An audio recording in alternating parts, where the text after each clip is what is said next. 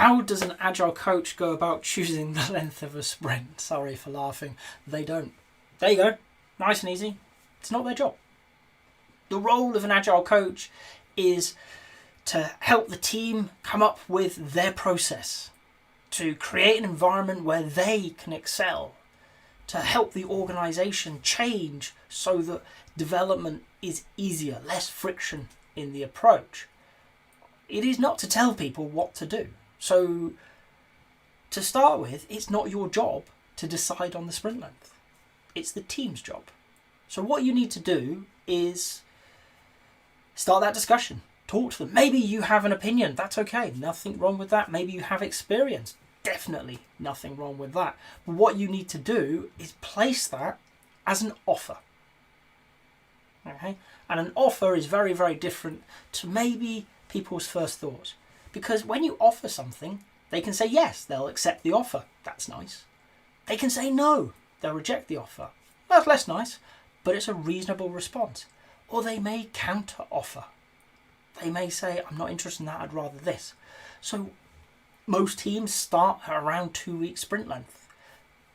That's a perfectly reasonable thing for you to open up with. Well, as a team, most teams start about 2 weeks for a sprint. What do you think? And then see what they think. Genuinely, openly, curiously explore the situation with them.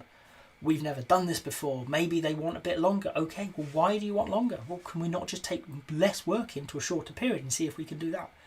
Have the conversation. Your job is not, and I cannot say this emphatically enough, not to determine that sprint length. Okay? It's to help the team work it out, okay? And come up with a thing that makes sense to them, because otherwise you're just doing to them. You're going against that idea of self-management. Okay? You've come in and you're that person that I hope you don't want to be. You've told them what to do and they'll do it. They don't know any better. Very often when we're in this situation, it's because they don't know.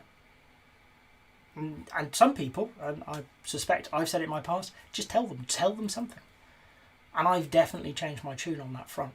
Instead of just telling them something, offer them something. Give them the ability to say yes or no or counteroffer. And that way, they will own it. And once they own it, they can take responsibility for it. So at the other end of a sprint, if things haven't gone well, that's on them. You are there to help them understand and have that discussion again. How long should your sprint be? Probably just want to take less work in rather than change the length of the sprint. Okay? But it's on them. We work with professionals. They have integrity. They are going to, even if they find it difficult, understand that they chose a length of time, they gave it a go and it didn't work out. And if it does go well, that's on them as well. They get to feel good about themselves. You should congratulate them. You should celebrate with them. Well done, you chose a great length. Okay? You get to do it all again. That's your prize. But as an Agile coach, we don't choose the length of the sprint. We don't tell people what to do. We give advice, we give guidance, we make offers so that teams can work these questions out for themselves.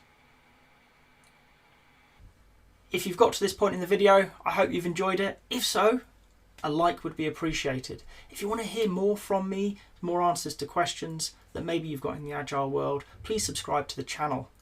And if you've got a question that you really want answered, drop it in the comments. I promise we'll get around to it. Thank you.